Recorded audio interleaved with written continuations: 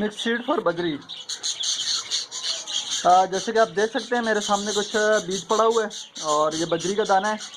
बहुत से दोस्त पूछ रहे थे बजरी के दाने के मतलब कि बजरी को कौन सा दाना देना चाहिए और बजरी का दाना जो है वो किस तरह से बनाना है, बजरी का सीड्स जो होता है वो किस तरह से बनाना है। तो आज की वीडियो में आपको यही बताने वाला हूँ। आप देख रहे हैं कि इसमें बहुत सारे सीड्स मिक्स हैं, मोटी कंगनी, इसके अलावा बारीक कंगनी और बारीक बाजरा, सनफ्लावर, सूरजमुखी के बीज और जई, ये बारीक वाली जई जो होती है, ये चीज़ें जो है आपने बजरी की सीड में मिक्स करनी है। रेशो क्या रखना है, ये आप जैसे देख रहे हैं आपकी स्क्रीन पर सामने एक चार्ट आया हुआ है, इसके ऊपर सारा रेशो लिखा हुआ है।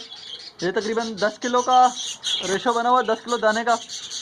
5 किलो मोटी कंगनी लेनी है आपने, इसके अलावा 2.5 किलो बारीक कंगनी लेनी है और 1.5 किलो ही जो है आपने बारीक बाजरा ले लेना है। आधा किलो सूरजमुखी और आधा किलो ही आपने जई का बीज ले लेना है और इसको जो है अच्छी तरह से आपने मिक्स करना है। और हमेशा अपने बजरीज को जो है, जो भी परिंदे हैं आपके बजरीज के अलावा फिंचेस, फिशर वगैरह जो भी है, जो आप मार्केट से दाना लाएं तो हमेशा आप अपना जो दाना है वो धो कर दें। इस पर भी मैं इंशाल्लाह एक डिटेल वीडियो बनाऊंगा। बजरी का दाना धोना क्यों ज़रूरी होता है इसमें, क्योंकि बहुत ही ज़्यादा मिट्टी होती है, यही बगैर धुला हुआ है। अभी भी आप इसकी कंडीशन देख रहे हैं और इंशाल्लाह मैं धोने के बाद भी आपको दिखाऊँगा। जब धोने वाली वीडियो होगी कि बजरी का दाना धोना क्यों ज़रूरी है, इंशाल्लाह उसमें आप देखेंगे दोनों में कितना फ़र्क होता है। तो हमेशा बजरी जो भी आपका परिंदा है उसको आपने अपना दाना जो है धो कर दें, ताकि जो भी केमिकल मट्टी वगैरह है वो इनको इफेक्ट ना करे।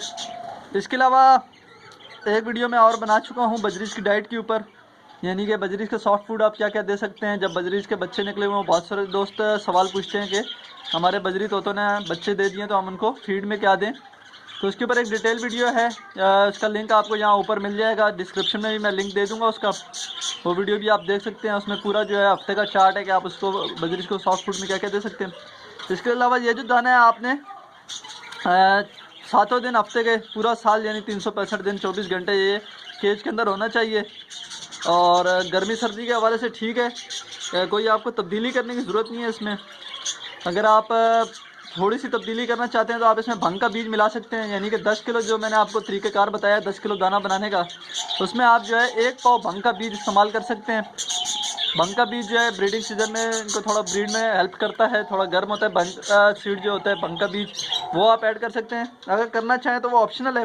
वैसे जो दाना बना हुआ है ये परफेक्ट सीड बना हुआ है, इसमें हर चीज़ जो है बिल्कुल एक हिसाब के मुताबिक और बेहतरीन है।